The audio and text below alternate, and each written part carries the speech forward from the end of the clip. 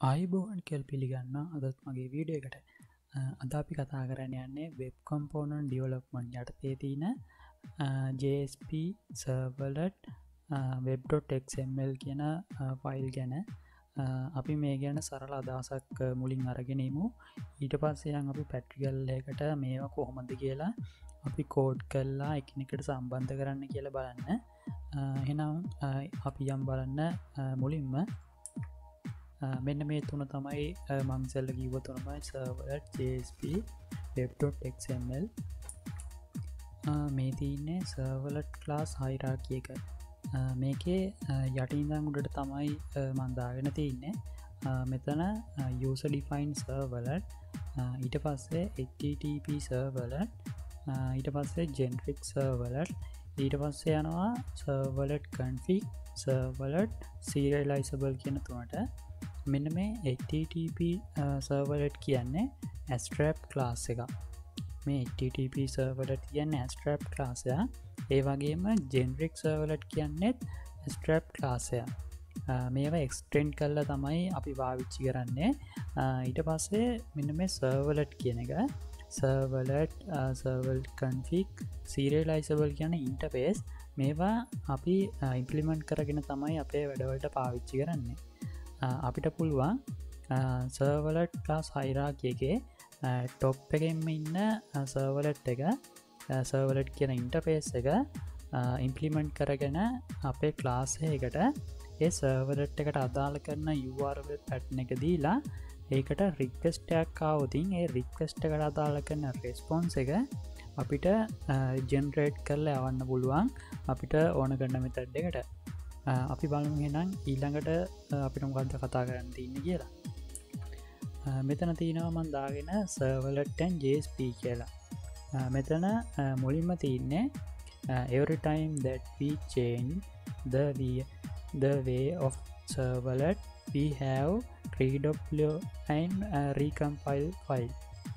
මෙතන කියන්නේ මෙන්න මේ servlet කියන එක අපි මොකක් හරිම වෙනසක් කරෝතින් අපි ඒක නැවතවතාවක් ඇවිල්ලා redeploy and recompile කරන්න ඕනේ ඊට පස්සේ in additional sometimes we have to use HTML code but we cannot be in the servlet ඒ කියන්නේ අපිට මේකේ වෙනසක් කරන්න ඕනේ HTML කෝඩ්ඩයක් තිබ්බොදින් අපිට මෙන්න මේ servlet කියන එකේ අපිට මුකුත් HTML කෝඩ් භාවිතා කරන්න බෑ අපිට මේකේ Javaට අදාළ කරන දේවල් විතරයි පාවිච්චි කරන්න පුළුවන් අපිට මෙන්න මෙතන ඊළඟ පන්දාගෙන තියෙනවා JSP similar technology as servlet අපේ මෙන්න මේ JSP කියන එක servlet කියන එකට ගොඩක්ම සමානයි ඒ දෙක අතර පොඩි වෙනස්කම් ටිකක් තමයි තියෙන්නේ the word JSP stand for Java server page ඒ කියන්නේ මෙන්න මේ JSP කියලා කෙටි කරලා තියෙන නම තමයි stand for මෙතන දාලා තින්නේ Java servlet page කියන්නේ මෙතන JSP is dynamic content using the speciality is the we can write the Java code in here ඒ කියන්නේ අපිට මෙන්න මේ JSP කියන එකේ dynamic content හදන්න පුළුවන් මේක අපිට පාවිච්චි කරන්න පුළුවන් Java ඒ වගේම HTML code පවා මෙන්න මේ JSP කියන එකට අදාළව අපිට පාවිච්චි කරන්න පුළුවන් අපි මෙතනින් කතා කරන්නේ servlet එකේ mapping කරන්න හැටි ඒ කියන්නේ අපි servlet එකකට web page එකකින් request එකක් එවනකොට අපි ඒක මෙන්න මේ Web.Xml එකෙන් map කරලා තියෙන්න ඕනේ ඒකට අපි මෙන්න මේ stand deployment descriptor කියන එකේ අපි ඒක පාවිච්චි කරලා මෙන්න මේ Web.Xml එක කියන එක හදාගන්නවා මේ විදිහට තමයි එතකොට Web.Xml එකේ mapping කරන්නේ මේකේ මෙන්න මේ web app කියන එක ඇතුළේ තමයි අපි මේක හදලා තියෙන්න ඕනේ ඊට පස්සේ මේ servlet කියන එකේ servlet name එක අපිට මේ අදාළ කරන class එකේ මේ තමයි මම මෙතන A කියලා දීලා තින්නේ ඊට පස්සේ servlet name එක servlet class එක තමයි මේ තින්නේ ඊට පස්සේ තමයි අපි servlet mapping එකට යන්නේ සර්වලට් එකේ නේම් එක මෙතනින් ආපු මං ඒ කියලා දෙනවා. අපිට මෙන්න URL පැටර්න් එක ඕන එකක් දෙන්න පුළුවන්. ඒ පැටර්න් එකට අදාළ කරන එකට තමයි අපේ වෙබ් පේජ් එකට අදාළ කරන රික්වෙස්ට් එක යවුවට පස්සේ ඒක අදාළ කරන රෙස්පොන්ස් එක එන්නේ. අපි මේක පැට්‍රියල් එකක් විදිහට බලමු කරලා කොහොමද වෙන්නේ කියලා. හරි මන්ද මගේ NetBeans එක මම ඕපන් කරගෙන තියෙනවා. අපි මේකෙන් තමයි මෙන්න මේ මැපින් පාර්ට් එක ගැන කතා කරන්නේ. මම මුලින්ම ගිහිල්ලා අපේ සර්වර් එක ස්ටාර්ට් කරගෙන ඉන්නවා. මොකද මේක ස්ටාර්ට් කරන්න ඩිප්ලොයි කරන්න නැත්නම් ටයිම් එකක් යන නිසා.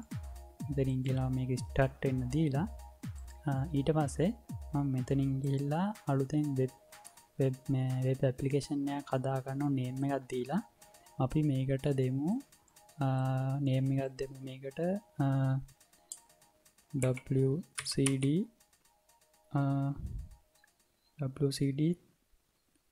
3 කියලා දෙමු.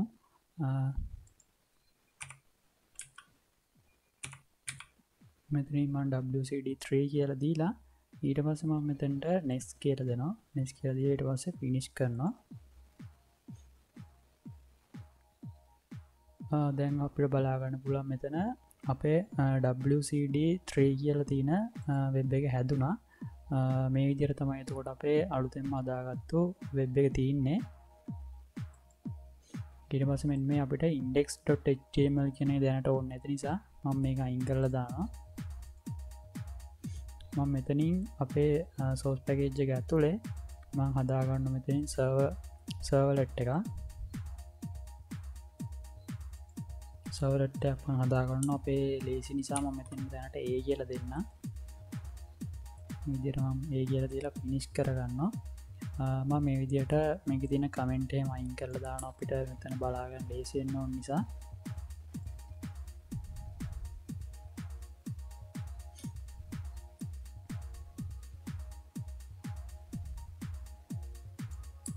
මේ ටික අයින් කළා මෙන්න මේ වෙබ් සර්වලට් කියන එකත් අයින් කරලා දාන්න. මේක ඇනොටේෂන් වලට තමයි මේක ඕන වෙන්නේ.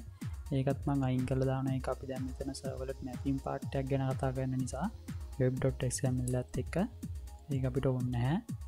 මම මෙතෙන්ට do get කියන මෙතඩ් එක මම මෙතෙන්ට override කරගන්නවා.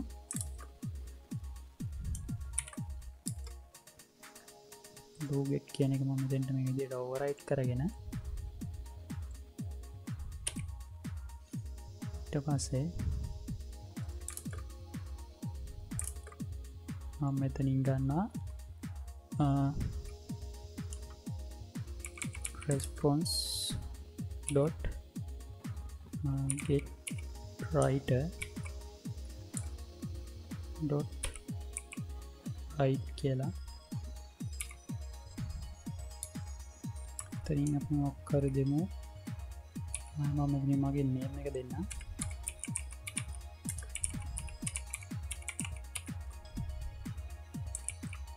හරි මම දැන් මෙතනින් අපි නිකන් මෙතනින් ඕපන් කරගෙන බලමු මොකක්ද අපිට මෙතනින් පෙන්නන්නේ කියලා. මෙතනින් ඕගොල්ලන්ට බලා ගන්න පුළුවන් මේ විදිහට රන් කරන්න දෙන්නේ නැහැ. මොකද අපේ කිසිම web.xml එක තාම හදලා නැති නිසා අපි ඒක නිසා මෙතනින් අපි යන් හදාගන්න web.xml එක මම මෙතනින් ගිහිල්ලා මෙන්න මේ standard deployment descriptor කියන එක මෙතනින් web.xml එක මම හදා ගන්නවා. මේ විදිහට තමයි අපිට හැදුවට පස්සේ මේක බලා ගන්න පුළුවන් වෙන්නේ. මෙන්න මේ web app කියන එක ඇතුලේ හැබැයි මෙන්න මේ session config කියන එක යටින් තමයි අපි අපේ අලුතෙන් ලියන ටික ලියා ගන්න ඕනේ කෝඩ් එක. නැත්නම් අපි මෙතන ලියනය වැඩ කරන්නේ නැහැ. මම මෙතෙන්ට මුලින්ම දෙන්නම් servlet කියලා.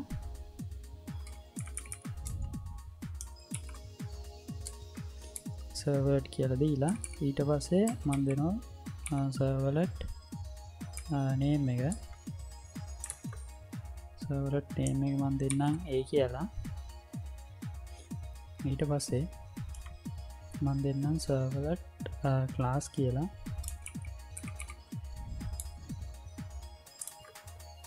එකත් මම දෙන්නම් එහෙම කියලා. ඊට පස්සේ අපි යන් servlet mapping එක කරගන්න.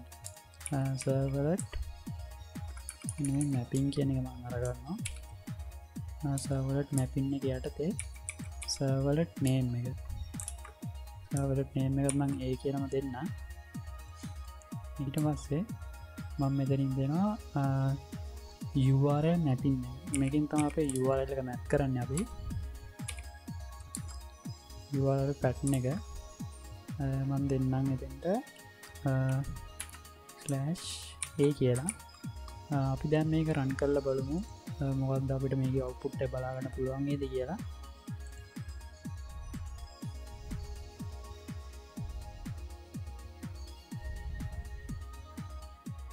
අපිට බලා ගන්න පුළුවන් මෙන්න මේ විදියට අපේ අවුට්පුට් එක මේ විදියට බලා ගන්න පුළුවන් අපි මෙතන නිකන් දීලා බලමු ABC කියලා